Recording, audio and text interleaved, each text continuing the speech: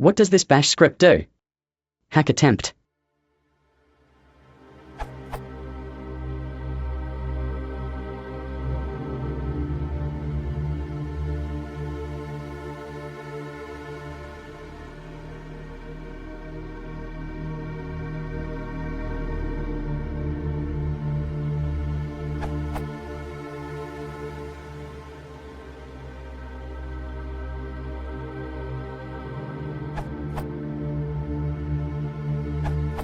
The wget is the key dangerous line. The for name in $bin_names is working through the list of platforms, and for each platform it is clearing a temporary directory, copying a shell over and then making it accessible by everyone. It then downloads a file using wget and then executes it using the shell program it just copied over. The script is basically attempting to download a series of executables or scripts for every platform it can and rubbing them against your system in the hope that it can further compromise your system. Line by line. Establishes the sh shell, whichever that is, as the shebang line. sh%20/tmp/ks in the request overrides this, so this line is treated as a normal comment and ignored. Declares an arbitrary name, presumably to avoid colliding with other file names. I'm not sure why they wouldn't just use mtemp, but maybe that is not available on all platforms.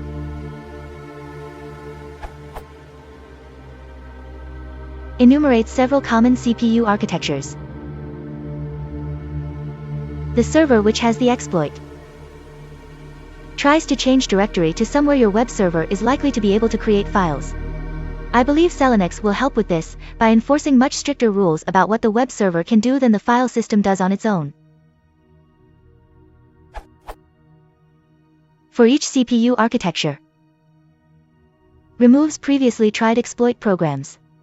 Unnecessary because of the next line, so can be ignored. Copies the current shell executable, /bin/sh.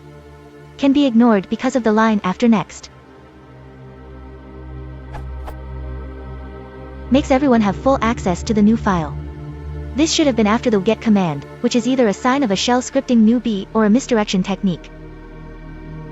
Empties out the file. Pointless because of the next line.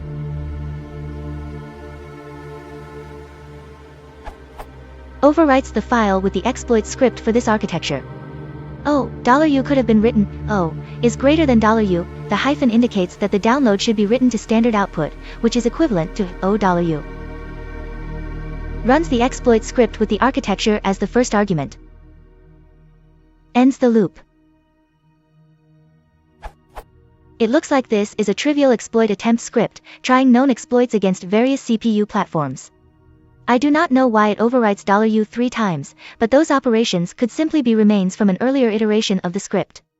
Presumably that earlier version had the exploits hard-coded rather than dynamically served. The former is easier but almost guarantees that the script will be less effective over time as bugs are patched.